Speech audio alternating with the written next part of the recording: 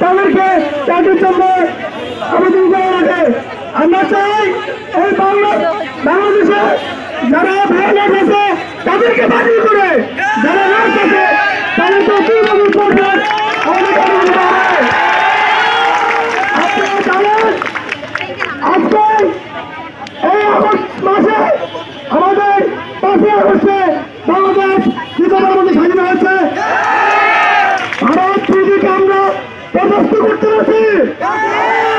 এই নার্স যদি বাংলাদেশে না থাকে তাহলে আমরা এই ছাত্রদেরকে চিকিৎসা দেওয়ার মনে কেউ নেই।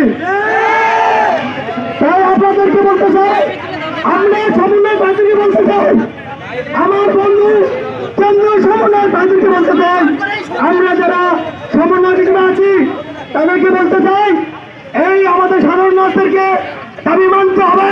কারণ এই নার্স বাংলাদেশের সোনা মানুষ গঠন করে, এই নার্স বাংলাদেশের মানুষকে সরল মানুষ গঠন করে, সারা বাংলাদেশের মানুষকে চিকিৎসা সেবা দেওয়া মানুষকে সহযোগিতা করে।